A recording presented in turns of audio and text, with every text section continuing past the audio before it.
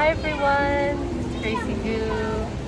I'm sitting in this little fake lemon grove in Busan and it's beautiful out. Wanted to give a little update about everything since we left Amsterdam at the beginning of June. We had a pretty seamless physical move. We used the Han moving service based in the Netherlands, and our stuff took a really long time to leave Rotterdam, but it finally did, and I believe it's headed to the Suez Canal now. Should be there by the end of the month at the very latest. And the quarantine process in Korea after arrival wasn't too bad. You have access to some online food ordering services. The only problem is that if you want to use the bigger services like Coupang Eats, you need to have an alien registration card, and you can only get that after you leave quarantine and you register with the government, which my husband already did in late April. So we were able to have access to all delivery services, which makes your life a lot better when you have really great food to eat every day and different choices. My husband also was lucky enough to have a care package ready for him from his company. So yeah, that also helps, but you can use Coupang to get basic things delivered to you. Getting our alien registration card actually was pretty seamless. I bet it depends on what kind of visa you're on, but we received it in less than 2 weeks from the day that we went to the government office. And then we were able to go to Suwon, which is south of Seoul, by public transportation and by a used car. And we've been driving it on the weekends especially. Traffic can be pretty stressful, so we don't go very long distances, but we did take this long road trip to Busan. And because of Corona restrictions, people, especially in Seoul, are quite afraid to travel. So even those who are vaccinated are staying indoors.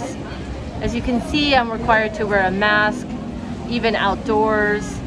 I think this resort is normally super packed, but it's at a very manageable level right now. Yeah, so things are going pretty well. I'm going to exchange my Dutch driver's license for a Korean driver's license soon.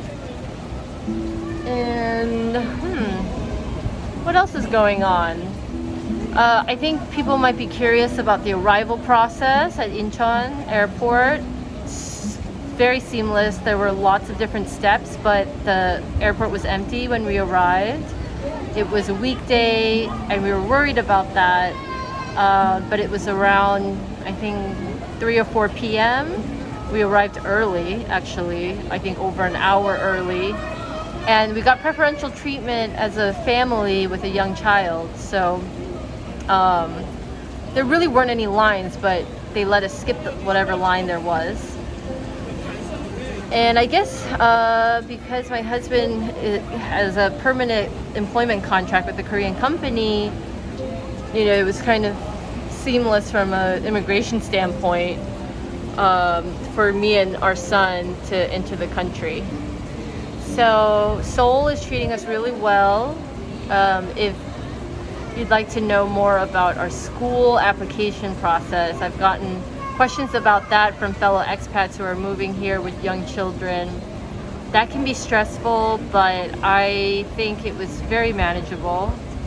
We ended up putting Ash in a Korean school that offers English language classes a couple times a week as his summer school to carry us over through beginning of September when his international school starts.